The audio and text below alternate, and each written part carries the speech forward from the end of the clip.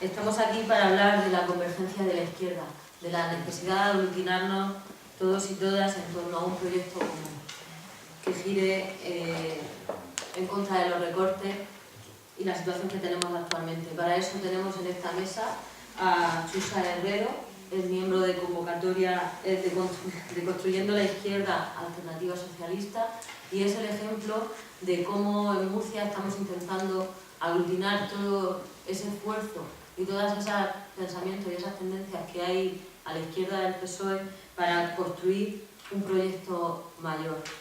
Además, contamos con Ricardo Sisto, que se encuentra a mi derecha, es diputado nacional por Valencia, fue también diputado en el País Valenciano, antes de eso. Actualmente es el responsable de comunicación externa en Izquierda Unida Federal y es el diputado que se encarga de los asuntos de Murcia en las Cortes. Además viene a hablarnos del papel y de los retos que supone la candidatura de Izquierda Unida a la Izquierda Plural en estas elecciones del 25 de mayo, de la importancia de esa convergencia y de ese esfuerzo que se ha hecho desde Izquierda Unida para que 11 fuerzas políticas diferentes concurran al unísono en estas elecciones que vienen. Además, a mi izquierda contamos con François Rayet, no sé si intento pronunciarlo bien, mi francés no es muy bueno. Es candidato al Parlamento Europeo por Île-de-France y por franceses en el extranjero. Es miembro de la dirección del Partido Gauche y candidato por el Front de Gauche. El Front de Gauche es un frente electoral global integrado por una gran cantidad de partidos de la izquierda en contra de los recortes, y sería el reflejo del esfuerzo que se ha hecho aquí en España con Izquierda Unida a la Izquierda Plural. Además, viene a Murcia para explicar la importancia de ese proceso convergente y a mostrar su apoyo a la candidatura de la Izquierda Plural como referente en Francia en estas elecciones, porque tanto la Izquierda Plural como el Front de Gauche están dentro de una red de partidos europeos que apoyan a nuestro candidato Alexis Tsipras como alternativa a este sistema bipartidista en el que nos encontramos actualmente. No quiero extenderme más porque lo importante está en ello, así que le doy la palabra a Chusa, en primer lugar.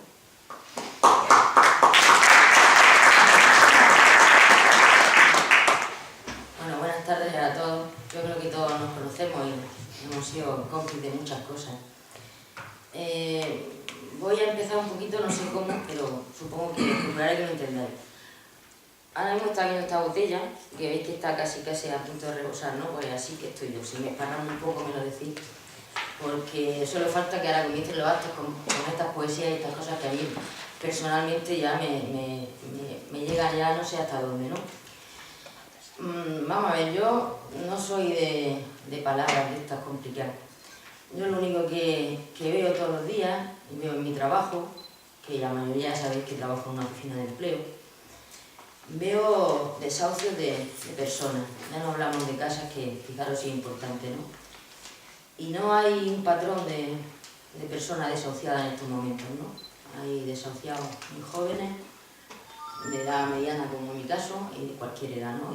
Y veo vidas absolutamente rotas, ¿no? Veo que la gente te dice, a lo mejor le dice, está un poco desanimado, y dice, no estoy en el suelo, estoy más abajo del suelo, ¿no?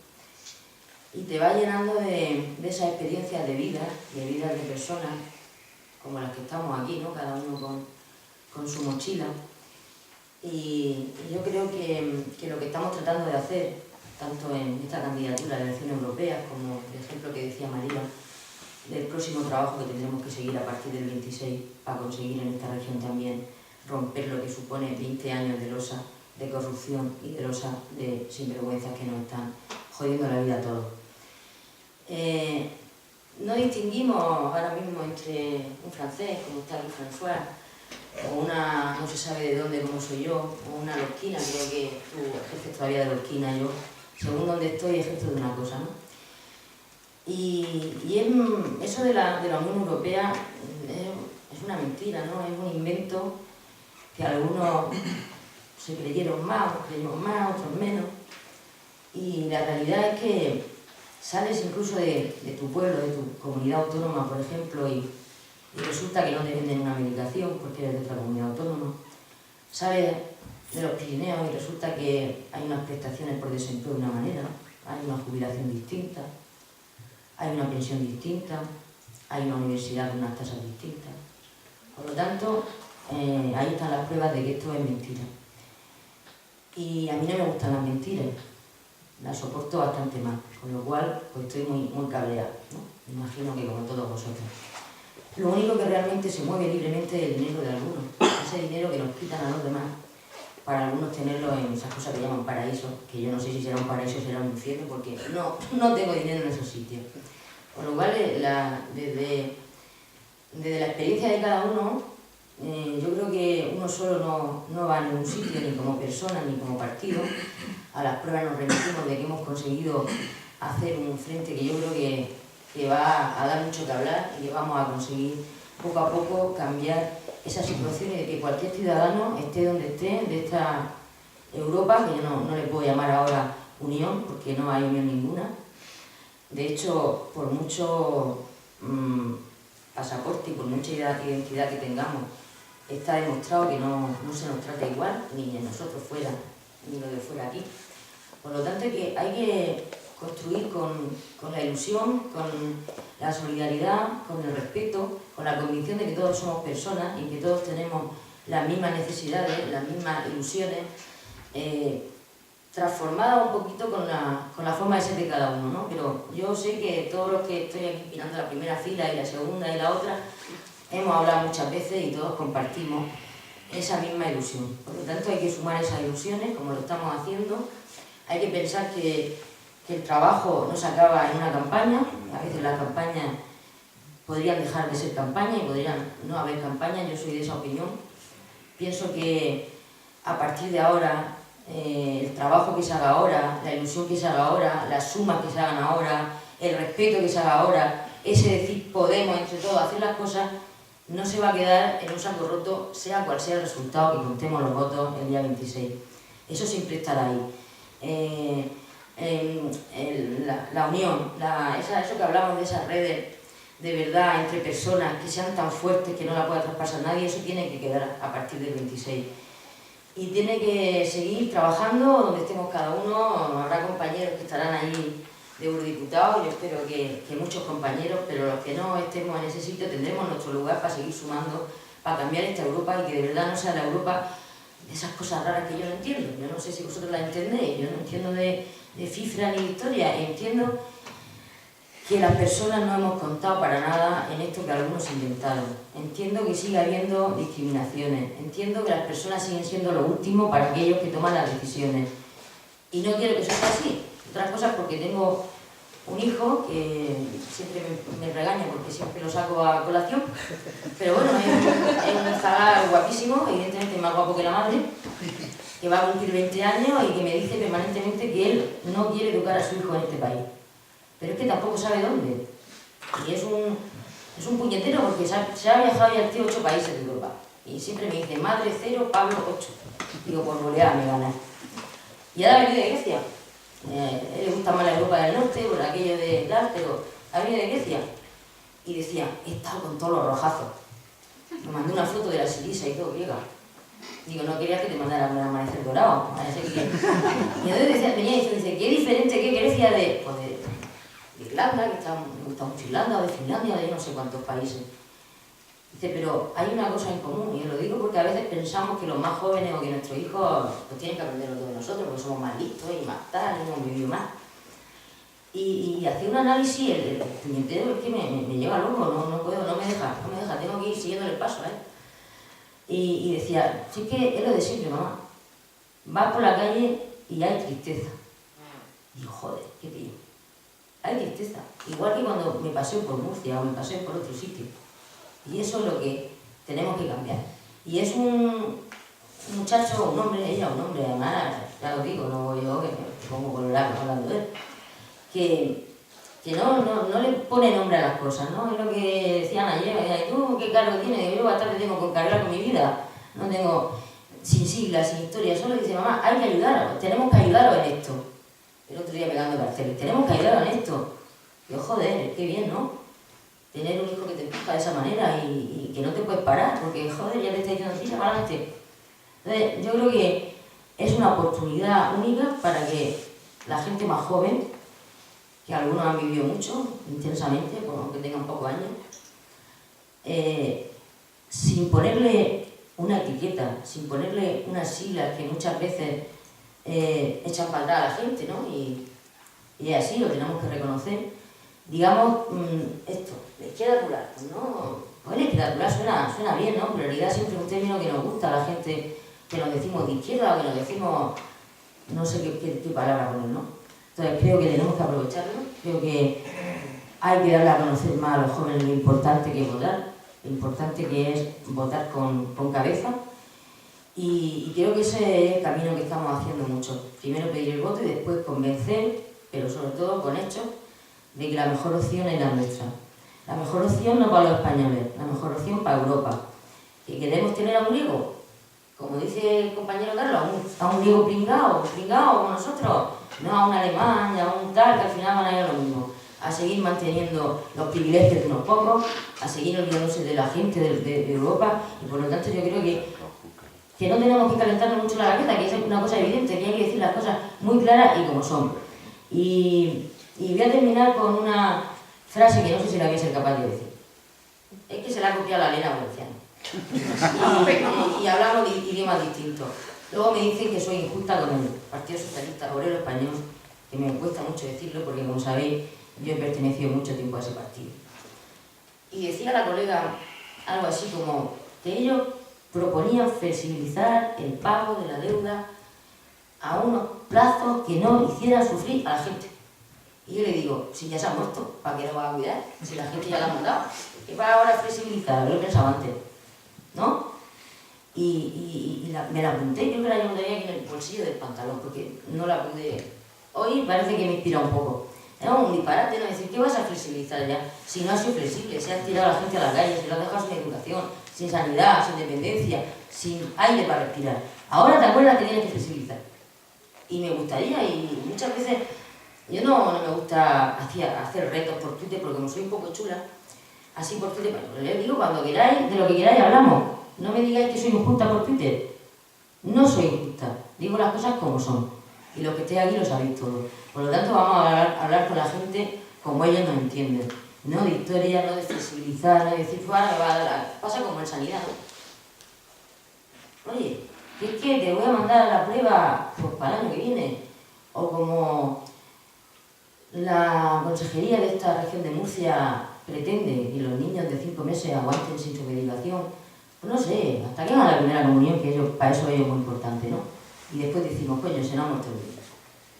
Pues no vale decir que se flexibiliza cuando ya ha sido inflexible, tajante, ha sido absolutamente demoledor y ha sido poco menos que un asesino, porque la gente se muere y la gente la induce a suicidio. Yo creo que eso es así, el que no quiera oírlo, que no lo oiga, que no lo escuche, pero todos sabemos que estamos aquí. Por lo tanto, os animo a todos, estemos donde estemos, de cualquier punto de Europa, de cualquier país pequeñito, de cualquier pueblo, estamos en lo mismo, sabemos que estamos juntos, sabemos que somos muchos, que vamos a ser más, que nos vamos a coger de la mano, que vamos a levantarnos juntos y que vamos a decir que no van a pasar por encima de nosotros, y lo vamos a conseguir, igual que el Atlético de Madrid ha ganado la Liga. Así que yo os animo a que sigamos cada uno donde estemos, y a que sigamos viéndonos en las pancartas, no te rías que te estoy viendo, me veo muy cerca, y a seguir para adelante, porque de luego yo no sé con vosotros, pero conmigo no van a poder. Gracias.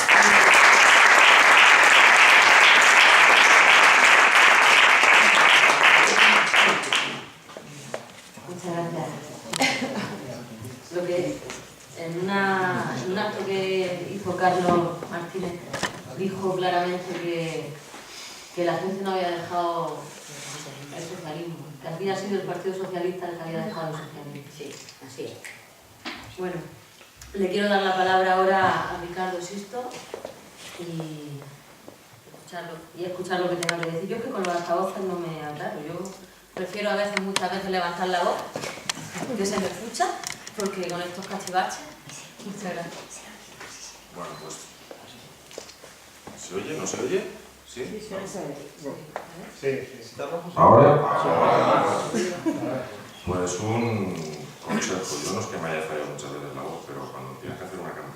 tú te la estás currando bien currada, o confías en los micros o acabas quedándote sin voz. Y no hay nada peor que para la organización que una candidata se nos quede sin voz en mitad de la campaña, porque nos genera un problema, ¿no? A ver cómo lo arreglamos. Así que me ha reunido muchas veces que confiar en los micrófonos y no forzar demasiado la voz. Yo quisiera empezar por la cita de Saint-Exupéry que se ha dicho antes, ¿no? Si quieres construir un barco, empieza por evocar la mar y no por ponerte a planificar tablas, cortar madera y hacer otras cosas. Creo que las campañas electorales, desgraciadamente, son más confundir el objetivo que clarificar cuáles son las opciones ante el electorado, ¿no? Y en esta campaña que va evolucionando de una forma lenta, que no está movilizando, desgraciadamente, de una forma potente a la gente, estamos viendo cómo se están utilizando argumentos cada día más civilinos, no sabes muy bien para qué. Bueno, sí que sabes al final para qué, ¿no? Para acabar diciendo a la mayoría de la gente que no hay más que dos opciones, que no hay más que elegir entre PP o PSOE, entre el machista de Cañete o el Partido Socialista, que ahora se pone a pedir que se supriman los billetes de 500 euros, ¿no? Y entonces vivimos esta especie de enfrentamiento jaleado por los comentaristas, por los tertulianos y demás, en el cual el más mínimo comentario sobre cuestiones nada centrales, sino sobre cuestiones aleatorias, se convierten en el centro de la campaña y pretenden que con eso o sobre eso la mayoría de la gente decida su voto. A eso se suma además que esta campaña se está orientando de una forma muy poco participativa. De hecho, los dos grandes partidos están padeciendo en sus propios actos y en sus propias convocatorias esa poca participación y esa no llamada a la gente a la movilización. Porque la verdad es que el bipartidismo tiene mucho miedo. Si algo están dejando las encuestas claro en este periodo preelectoral, es que precisamente no hay nada claro. No hay nada claro. Sale una cosa y lo que interpretan los que hacen las encuestas es otra, y es muy complicado. Al final, en la única conclusión que llegan los estudiosos del tema es que lo que vaya a pasar el día 25 va a depender fundamentalmente del nivel de participación de la gente. De si la gente va el día 25 a votar o no va a votar. Y la verdad es que es complicada la tesitura cuando en la encuesta del CIS un tercio de la población, prácticamente los encuestados, no sabían que ya eran las elecciones. Esperemos que se hayan enterado durante esta campaña. Y otro tercio creo que no acertaban ni el mes siquiera en el cual iban a ser las elecciones. Pero desgraciadamente es que esa es la dinámica que llevan los dos partidos que han soportado este régimen durante 35 años. El bipartidismo se ha basado sobre todo en que una vez cada X años se consulta a la población, durante el resto del tiempo la población no sirve para nada y o se la consulta o no se la mantiene ni siquiera mínimamente informada, y cuando llega la campaña electoral, que sería el momento de decidir si queremos navegar o queremos volar, pues entonces se nos liga a todos con que si el tipo de madera mejor es el cedro libanés o el pino malayo, ¿no? Y se empieza a hablar de cuestiones secundarias, pero no de las cuestiones principales. Porque las cuestiones principales, no hay diferencia entre un partido y otro. No hay diferencia entre el Partido Popular y el Partido Socialista. Las cuestiones principales, todos lo sabemos, acaban coincidiendo en las grandes políticas y acaban coincidiendo además de la forma más antidemocrática que puede haber. El máximo ejemplo de eso en este país fue la reforma del artículo 135 de la Constitución, impuesta un mes de agosto por una carta que llega desde el Banco Central Europeo, en la cual se le dice al gobierno de España que tiene que hacer una modificación de la Constitución para establecer como primera obligación de pago la deuda pública por encima de cualquier otra cuestión. Y a partir de ahí, los dos grandes partidos trazan esa coincidencia básica, esa coincidencia en las grandes políticas, y no seremos nosotros los que digamos que son lo mismo, porque efectivamente pues, el Partido Popular y el Partido Socialista no son lo mismo, tienen diferencias en algunas cuestiones concretas. Hoy, por ejemplo, que celebramos el Día contra la Homofobia, pues sí que hay posiciones diferentes, ¿no?, entre un partido y otro. Tampoco es que sean radicalmente diferentes, pero sí que hay alguna posición diferente entre uno y otro en algunas cuestiones. Pero coinciden en lo fundamental. Y por eso la campaña electoral se centra en huir de no hablar de las cuestiones principales, de las políticas principales del país, de las políticas principales de la Unión Europea, porque acaban coincidiendo en esas políticas. El otro día el señor Rajoy y el señor Rubalcaba se lanzaban en el Congreso de los Diputados la frase de que en el fondo en las políticas europeas acaban coincidiendo uno y otro, comparten las políticas europeas. Han ido compartiendo la política de recortes, una política que por mucho que ahora se lancen a la cara el uno al otro, tú has recortado más que yo, la han compartido exactamente los dos. Desde mayo del año 2010, en el cual el señor Rodríguez Zapatero sube a la tribuna del Congreso y anuncia que, obligado por la Unión Europea, tiene que comenzar con una política de recortes, recorta las pensiones, recorta los salarios de los funcionarios, congela la contratación laboral en las administraciones públicas, inicia una política que cuando ganó el Partido Popular las elecciones, pues sencillamente ha continuado exactamente la misma línea y al final la diferencia es de grado, es decir, el Partido Socialista congela las pensiones y el Partido Popular pues las semicongela porque las aumenta solamente un 0,25%, pero al mismo tiempo hace una reforma de las pensiones sobre la reforma que ya había hecho el Partido Socialista, que al final lo que hace es que la capacidad adquisitiva y el futuro de las pensiones pues se haya producido un recorte en este momento y se produce un recorte todavía anunciado más grande para el futuro. Si uno hizo una reforma laboral, el otro nada más entrar y ganar las elecciones, las gana en noviembre del año 2011, 2 meses después prácticamente ha aprobado la reforma laboral, peor todavía, pero en la misma línea de regular derechos laborales que costó mucho conseguir, de recortar salarios, de ir a disminuir lo que dicen los costes salariales para tratar de hacer crecimiento de la economía española, que sea más competitiva y que pueda crecer en el marco global y demás. Una serie de políticas que los dos comparten, que los dos han venido ejecutando durante muchos años y que se han demostrado absolutamente fracasadas. España, hace unos años, cuando todo iba bien y se daban esas hipotecas que después han fallado y que ahora nos llevan a estar protestando cada vez que se produce un desafío, cuando España iba bien, España seguía los dictados de las políticas marcadas por la Unión Europea de equilibrio presupuestario, una deuda pública baja, incluso había años que el presupuesto general del Estado tenía superávit. En España el presupuesto general del Estado ha llegado a tener superávit, hemos estado en una situación envidiable, teníamos un presidente del gobierno que decía que bajar impuestos era de izquierdas y por eso eliminó el impuesto de patrimonio. España era ejemplo en Europa de las políticas neoliberales. España era ejemplar. Si éramos ejemplares, si esa política es la buena, ¿por qué hemos llegado a esta situación de crisis?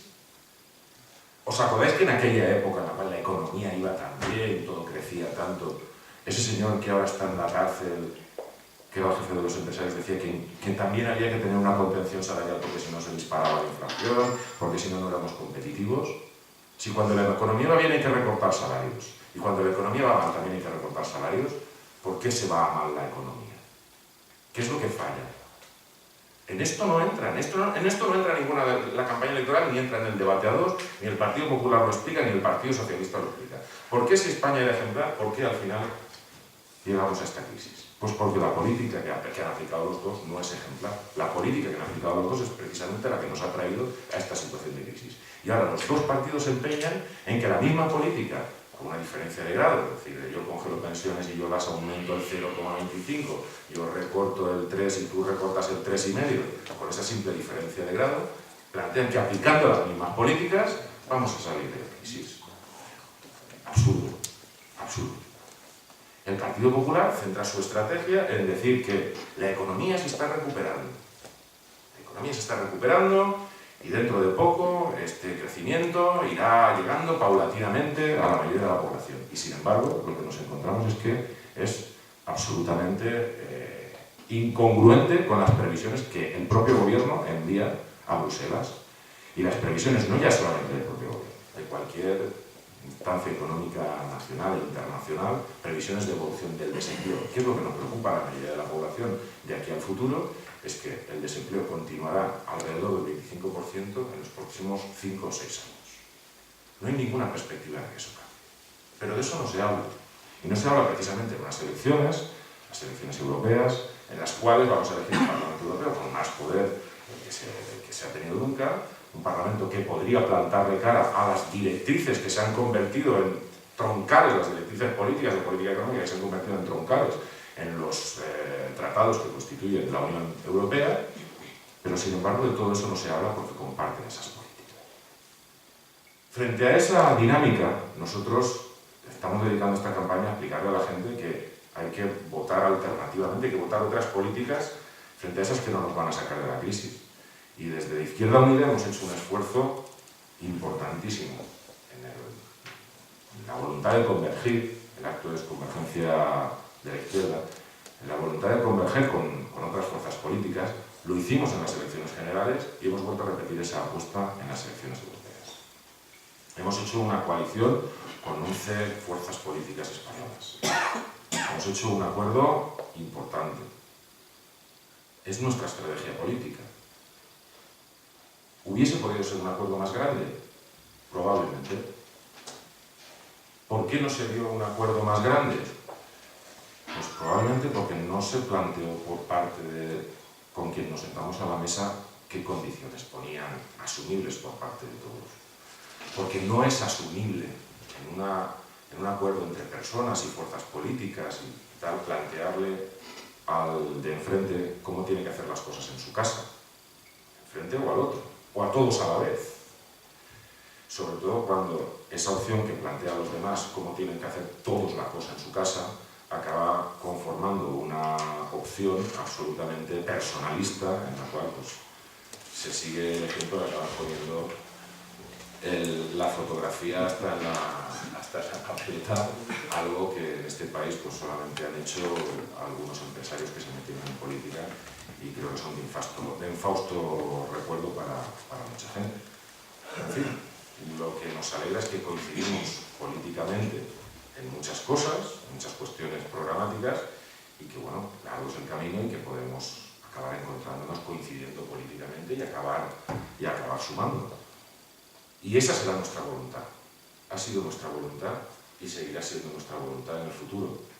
Converger y coincidir con quienes podemos compartir las políticas en concreto y las políticas de enfrentarnos a lo que nos ha venido impuesto por la Troika, a ese sistema de funcionamiento del euro, a ese Banco Central Europeo sin control democrático, a ese sistema de prestar a los bancos privados para que después los bancos privados presten a los estados, a ese sistema de privatización de todos los servicios públicos, a ese sistema de liberalización que no lo es, porque es un falso sistema de liberalización, porque no es más que un sistema de privatización de lo público, a ese sistema que ha convertido cada vez nuestros recibos de la luz en una espada de Damocles cada vez más cara y que nos ha llevado a una situación de pobreza energética, a ese sistema que primero nos dio dinero barato y que al final nos ha quitado nuestras propiedades, a ese sistema que nos ha traído a esta situación en el cual las rentas del capital han superado por primera vez en la historia a las rentas del trabajo desde que hay estadísticas serias de estos temas, a un sistema en el cual defraudar, el fraude de Hacienda cada vez es más grande. También hace 3 meses las estadísticas decían que por primera vez se había superado, o sea, se había disminuido la cantidad de dinero que estaban recaudando los inspectores de Hacienda por las inspecciones fiscales por primera vez en los 35 años de estadística. Es decir, cada vez este sistema va a peor y nosotros nos rebelamos frente a todas esas políticas, nos rebelamos frente a que los estados cada vez tengan menos capacidad de intervenir en la economía, nos rebelamos frente a que cada vez la mayoría de la población sea más pobre y la riqueza esté peor repartida y queremos aliarnos y buscar la convergencia política en España y en el resto de Europa con todas aquellas fuerzas políticas y sociales, sindicales que están por un cambio de esas políticas. No queremos ni queremos trabajar en ningún momento porque la gente se engañe o se deje engañar por un bipartidismo que entendemos es el principal problema que tiene ahora mismo la democracia en España y que la ha tenido en muchos países de Europa. Afortunadamente en algunos, se comentaba el caso de Grecia, esa gran coalición entre que es el Partido Popular y el Partido Socialista, en Grecia la Nueva Democracia y el PASOK, que allí sí que tuvo que ser una coalición directa para poder soportar un gobierno que llevase adelante todos los recortes que venían impuestos por la Troika, por la Unión Europea, que planteó a Grecia que su situación era de tener que endeudarse hasta los topes para poder llegar a pagar las nóminas de sus funcionarios y las prestaciones por jubilación y demás, que hubo que endeudarse el Estado, por cierto, al cual se le ha concedido ya una importante quita de su deuda. Es decir, que cuando nosotros planteamos dentro como una cuestión troncal de nuestra política, porque si no es imposible salir de esta crisis, que la deuda pública, toda la deuda que se nos ha cargado sobre las espaldas de los españoles en los presupuestos generales del Estado, tiene que ser revisada, se tiene que hacer una auditoría de la deuda, y aquella deuda que sea una deuda obtenida de forma espuria, es decir, de forma ilegítima, no tiene que ser pagada y tiene que ser, por lo tanto, desestimada, incluso de la que tengamos que pagar, se debe y se puede renegociar una parte, se le ha hecho a Grecia, se le ha hecho una cita, no hay ningún problema y eso se hace por parte de los especuladores. Pues para nosotros es una cuestión troncal, principal e importantísima. Nosotros seguiremos tratando de buscar acuerdos con toda la gente con la que compartamos eso y seguiremos denunciando a las dos fuerzas políticas mayoritarias que han tratado de imponerlo en Europa, trataron de imponer en Grecia y allí afortunadamente les salió mal. Allí afortunadamente la socialdemocracia, el Partido Socialdemócrata, el PASOK, se fue sometido a tal tensión interna que acabó reventando y una parte del Partido Socialista griego, que se sentía socialdemócrata en origen, acabó convergiendo con la izquierda alternativa en un movimiento ilusionante como es Syriza, cuyo máximo representante es nuestro candidato a la presidencia del Consejo Europeo. Ese es el ejemplo que nosotros queremos extender en España. Desafortunadamente en España el ejemplo que hay o la voluntad que tienen otros es lo que yo creo que Felipe González dijo claramente el otro día, que el señor Bono lo ha defendido muchísimas veces, lo ha dicho que con quien tiene que tener acuerdos el Partido Socialista es con el Partido Popular. Todos conocemos los múltiples acuerdos que han habido. Rápidamente el señor Rubalcaba, para cerrar ese frente, salió haciendo unas declaraciones diciendo que mientras él sea secretario general no van a hacer un acuerdo de gobierno. Y lo cierto es que en España hasta ahora, para acordar las grandes políticas, no han necesitado nunca hacer un acuerdo de gobierno. Y puede que en el futuro ni siquiera necesiten hacer un acuerdo de gobierno, porque para votar conjuntamente en el Parlamento no necesitan tener un acuerdo de gobierno. Que gobierne uno o gobierne el otro, desde fuera se le puede dar apoyo en aquellas cuestiones principales y encima evitar que un gobierno acabe cayendo porque se quede sin la mayoría parlamentaria en un momento determinado. Lo que sí que tenemos que denunciar nosotros y decir públicamente es que el Partido Popular y el Partido Socialista acabarán coincidiendo en todas las votaciones en el Parlamento en el cual se juegue la política macroeconómica de este país, en el cual hablemos de pensiones, en el cual hablemos de los salarios de los trabajadores, en el cual hablemos de las cuestiones fundamentales, que su diferencia siempre será una diferencia de porcentaje, de grado de porcentaje, pero nunca será una diferencia de fondo que cuestione las bases de este sistema que está fijado en los tratados constitutivos de la Unión Europea y que nosotros cuestionamos de raíz, absolutamente de raíz. Y la cuestionamos tan de raíz que planteamos que es necesario un proceso constituyente en España y en Europa. En España es necesario un proceso constituyente que supere la Constitución del 78, que supere lo que heredamos en un momento complicado de la historia de España, en que se trazó un acuerdo entre fuerzas políticas, en un momento ciertamente difícil, en el cual el ejército estaba con voluntad de intervenir directamente en política, en el cual la mayoría de la población no forzó una ruptura con el régimen anterior, como se forzó en otros países, y bueno, la solución que se llevó en aquella época fue esa Constitución del 78 que casi 40 años después ha quedado absolutamente superada. Ya no somos nosotros solamente las voces de la izquierda los que estamos planteando una reforma de la Constitución, una revisión entera de un proceso constituyente. Están planteando otros también la reforma de la Constitución, las voces del Partido Socialista que había el otro día, el señor Jáuregui, pero incluso dentro de la derecha plantean reformas constitucionales, más allá incluso de esa que ha marcado el verdadero carácter actual de la Constitución, la ley 135.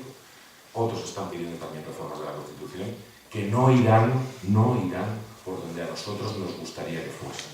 No irán por una mayor democratización del Estado, no irán por poner los mecanismos para un reparto más justo y igualitario de la riqueza. Pretenden hacer una reforma por otro lado. Frente a eso, nosotros tenemos que trabajar porque esa reforma que se nos va a venir encima, que se nos viene cada día encima, desde sectores ademocráticos como es la Unión Europea, como son el Banco Central Europeo, tenemos que plantear una convergencia con todas las fuerzas políticas, sociales, con toda la gente que está por plantarle cara a ese sistema.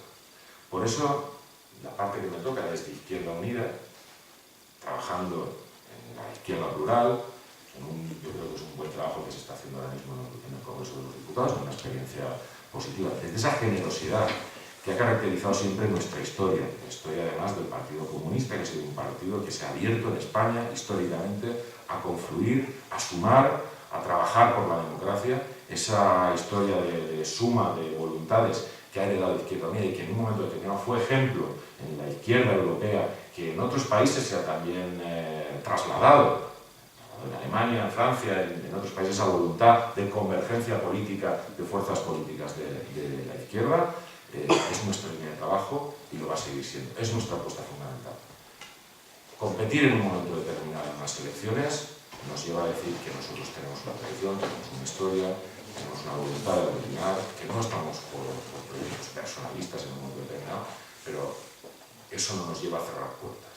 Nuestras puertas han estado, están y seguirán estando abiertas permanentemente a converger y trabajar con toda la izquierda alternativa para plantarle cara al bipartidismo y al monolitismo político que nos viene marcado por la Troika, por el Banco Central Europeo, por todas esas políticas que desde luego nosotros rechazamos porque no contribuyen absolutamente a nada, ni a la justicia social, ni a un reparto equitativo de la riqueza que no se ha destruido, sino que sigue estando ahí, cada vez concentrada en menos manos. Nada más y muchas gracias.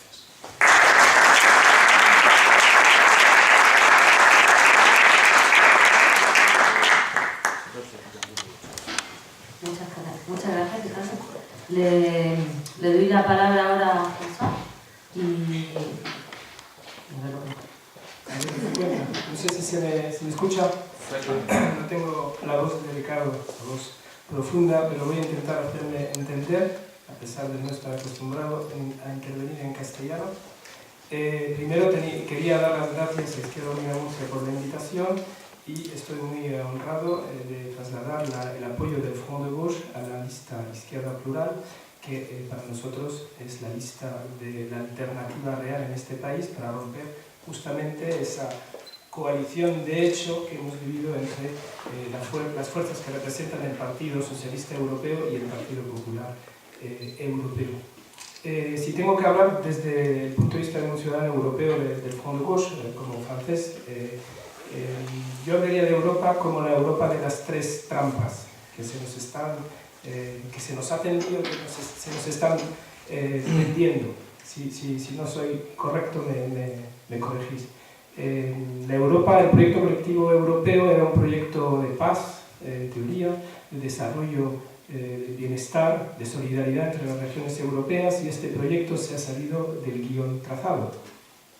Y los ciudadanos europeos se nos han encerrado en un callejón de sufrimiento cuya única salida es una reacción radical de los pueblos europeos que nuestras fuerzas, la izquierda alternativa europea, tiene que incitar, provocar y acompañar. ¿Quién nos ha llevado a esta situación? Esto me gustaría preguntar. ¿Quién nos ha llevado a esta Europa de los recortes y del paro? Primero, la derecha liberal, apoyando sus objetivos, que son servir a las multinacionales, los lobbies, los bancos, el mundo de la finanza internacional, las agencias de notaciones. Pero en este proceso la derecha liberal ha tenido un aliado fiel, constante, que es lo que nosotros llamamos los socioliberales, porque ya no los llamamos ni socialistas ni sociodemócratas, porque pensamos que ya no lo son. Hay que recordar que en la Europa actual, de 28 gobiernos, 16 comportan socioliberales que gobiernan muchas veces de la mano con la derecha clásica. Por ejemplo, es el caso del candidato del Partido Socialista Europeo a la presidencia de la Comisión Europea, Schulz, que gobierna de la mano con la señora Merkel. Entonces, se está dibujando, justamente, lo hemos visto con las palabras de Felipe González, una alianza entre la derecha liberal y los socioliberales. Nosotros en Francia no necesitamos de ese tipo de coaliciones porque tenemos un gobierno socioliberal que hace lo mismo o peor todavía que lo que ha hecho la derecha en el periodo anterior. Si hablamos de recortes, por ejemplo, el señor Hollande ya ha superado 2 veces los recortes del periodo Sarkozy-Fillon. Fillon era el primer ministro. Estamos ya en 57.000 millones de euros recortados en Francia y nos promete nuestro nuevo ministro Manuel Valls 50.000 millones más, lo que supone en Francia un cambio de sistema, un cambio de modelo. No solo se habla de millones de manera abstracta, eso supone la destrucción de lo que Francia ha construido, el Estado social que hemos construido desde la Segunda Guerra Mundial, de la misma manera que aquí en España se está destruyendo paulatinamente lo que se ha construido, digamos, desde los años 80, ¿no? Un modelo más limitado, pero que se está erosionando. Entonces, hablaba de las 3 trampas. ¿Cuáles son las 3 trampas? La primera trampa es la trampa del mercado común, al final, que es no la Europa de la solidaridad, pero la Europa de la competencia de todos contra todos. Bueno, se me ha pedido sobre todo hablar de la tercera trampa, entonces voy a ser muy rápido, y Ricardo ha dicho ya muchísimas cosas en este sentido. Por ejemplo, solo cogería el caso de lo que llamamos, no sé si lo traduzco bien, los trabajadores destacados. En Francia, estos 10 últimos años se ha multiplicado por 2 el número de trabajadores que trabajan bajo condiciones salariales y laborales de sus países de orígenes. Hay 350.000 trabajadores en Francia, de los cuales hay 10.000 españoles, que trabajan con sueldo y derechos laborales de su país de origen. Imagináis lo que es un sueldo español, que son muy bajos, lo sabemos todos, en Francia. Y sobre todo hay 40.000 polacos y rumanos que trabajan en Francia con las condiciones y sobre todo el derecho laboral polaco, que sabemos que no es un modelo. Y, por ejemplo, esos camioneros maltratados que recorren el país sin vacaciones, sin horarios, y esto es la Europa entonces que se nos ha impuesto. Segunda trampa, como lo decía Ricardo, la Europa de los tratados. Nuestros estados están atrapados, tienen las manos atadas y no pueden decidir sus políticas económicas, no puede en una situación de crisis un estado invertir en, por ejemplo, ámbitos que podrían crear empleo y cambiar el modelo productivo. Yo me acuerdo que en los recortes de Zapatero la primera cosa que se recortó fue el I+D, en un país donde se había demostrado que el modelo productivo basado en el ladrillo no funcionaba, en la especulación. Y entonces con el tratado, el Pacto Fiscal Europeo, creo que es así que existe en España, pues se ha limitado la capacidad de inversión de nuestros estados porque la prioridad es el no endeudamiento limitado al 0,5% del PIB. No solamente los estados, pero hasta la más mínima colectividad, municipio, por lo menos en la Constitución francesa, es Hollande el que nos ha vendido en Francia cuando había prometido en las elecciones presidenciales que iba a cambiar este tratado e iba a oponerse a Angela Merkel, y ha firmado exactamente sin cambiar la mínima coma el tratado preparado con Sarkozy y Merkel. Otro ejemplo de esta coalición. Estas son las 2 trampas que nos han llevado a una Europa del paro, un panorama desolador, la Europa de los recortes, 27 millones de parados. Miles, yo cojo siempre este ejemplo porque no lo puedo soportar, miles de niños de Grecia, Portugal, pero también hay cifras en España que necesitan los comedores públicos para alimentarse de manera más o menos suficiente. Esta Europa del hambre no es la Europa que queríamos construir todos juntos. Y el caso ejemplar es el caso de Grecia, sometida a 10 planos de ajustes, se han echado decenas de miles de funcionarios, se ha aumentado el año de la jubilación, se han destruido más de 150 facultades públicas en Grecia, se han ido de Grecia decenas de miles de jóvenes griegos que se han ido, mano de obra cualificada gratuita para los alemanes que tienen un problema de mano de obra cualificada, porque tienen un problema de envejecimiento. Para la señora Merkel gana todas las veces. Una Grecia que, a pesar de esto, ha visto su deuda, porque en teoría estas son las soluciones de los técnicos de los especialistas, de los tecnócratas liberales europeos, pero la deuda griega ha aumentado de 30.000 millones de euros, la incorporación al PIB ha pasado en 5 años del 113% al 170%, así que la solución liberal no es la que se nos proponía.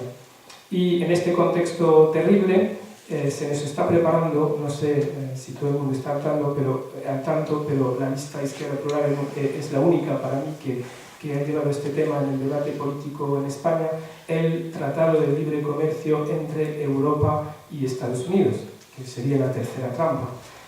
Este tratado limitaría definitivamente la capacidad de los estados y de los pueblos en decidir sobre un mínimo, no estamos hablando de un mínimo de protección de los consumidores y de los ciudadanos. Este tratado se puede resumir en 4 puntos. Primero, su objetivo es construir un gran mercado, el mayor mercado liberal de libre comercio del planeta, 820 millones de consumidores, correspondiente al 40% del PIB mundial, sería una especie de enorme mercado único, donde las reglas serían las mismas de los dos lados del Atlántico. Primero, el método de negociación ha sido un método absolutamente secreto. No sé si sabéis que llevamos 10 años los europeos negociando este tratado con representantes de las grandes empresas y el Departamento de Comercio americano, y nosotros no sabíamos nada. Mientras los americanos, con su sistema de servicio secreto, el famoso NSA, estaban espiando nuestros negociadores y hasta la mismísima señora Merkel. Así que los americanos sabían las cartas que nuestros negociadores europeos iban a poner en la mesa y nosotros, ciudadanos, no las conocíamos. Entonces, este secretismo muy propio de Europa, como cuando vino Draghi al Congreso, que tuvo nuestro amigo y compañero Alberto Garzón que grabar la conversación, porque los ciudadanos españoles no podían saber lo que el representante del Banco Central Europeo tenía que decir a los diputados de la nación. Segundo punto, es un acuerdo arancelario, no es lo más interesante porque nuestros aranceles son ya muy bajos entre Europa y Estados Unidos, pero hay un diferencial de 2 puntos. Nosotros tenemos unas tasas del 5% a la importación de productos americanos y ellos del 3%. Y entonces, claro, eso supondría una armonización de los aranceles entre Europa y Estados Unidos, donde nosotros europeos saldríamos perdiendo. Porque esos 2% de tasas es dinero que entra en las cajas de europeos. Pero paso sobre este tema, si queréis puedo desarrollarlo, no es lo más interesante, porque lo más importante, lo que importa a los lobbies, a las multinacionales americanas, son las últimas reglamentos que existen en Europa y en los estados nacionales que pueden impedir la exportación de productos americanos. Entonces, este gran tratado prevé la supresión de todas las reglas, evidentemente, pero es una negociación, entonces se haría la nivelación hacia abajo, hacia el más mínimo común denominador, no sé si se me entiende, que evidentemente está del lado americano. Unos ejemplos muy claros que nosotros utilizamos en la campaña en Francia y hemos conseguido así llegar a la gente y hacerlo más concreto. Las medidas sanitarias. Nosotros no consumimos pollo al cloro. Los americanos, cuando matan un pollo, pues tienen derecho, su legislación, sus grandes empresas productoras de aves, no soy un especialista de matadero de aves, pero ellos tienen derecho a limpiar el pollo, porque me imagino que se va más rápido y se gana más dinero así con lejía, ¿no? Con cloro. Y este pollo al cloro sería entonces exportado a Europa y nosotros, consumidores europeos, estaríamos obligados en consumir ese pollo al cloro.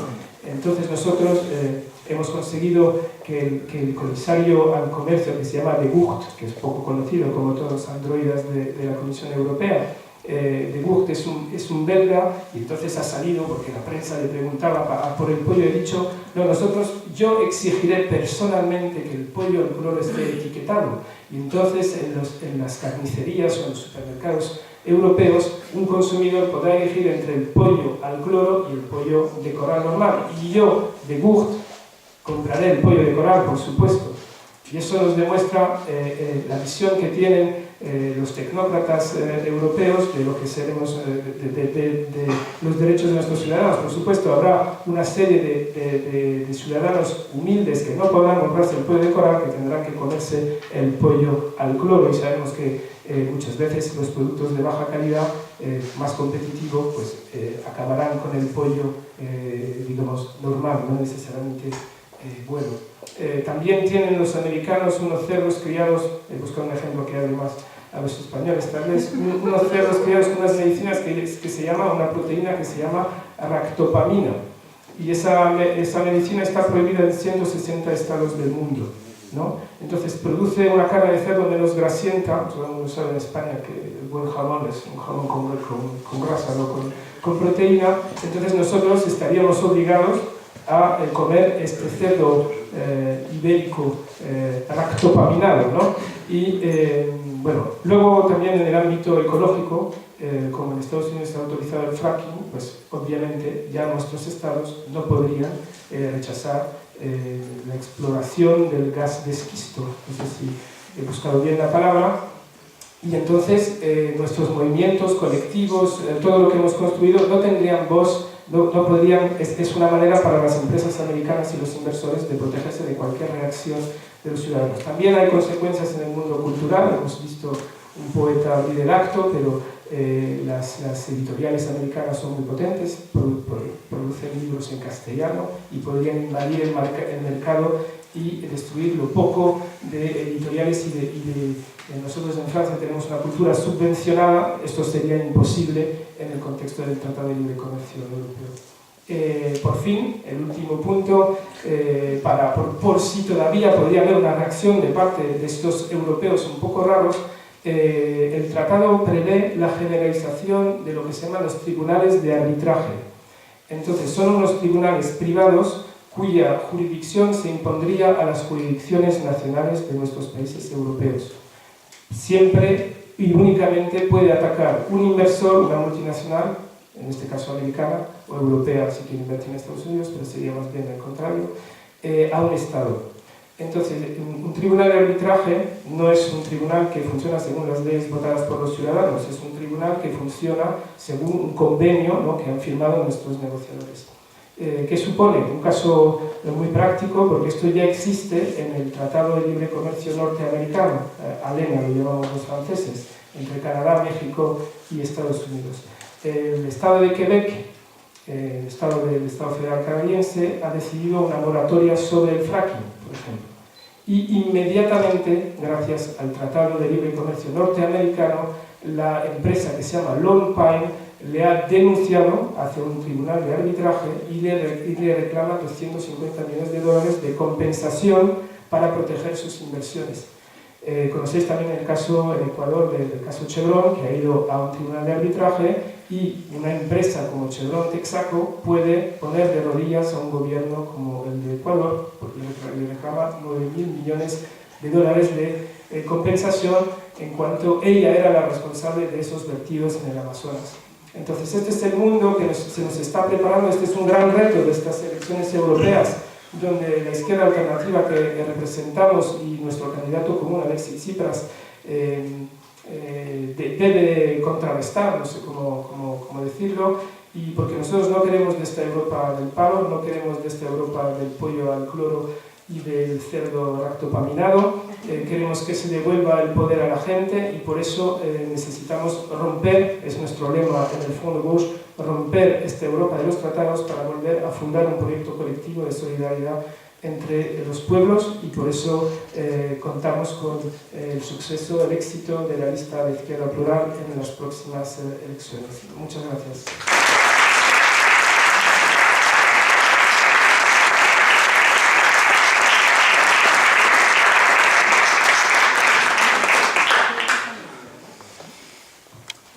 Muchas gracias.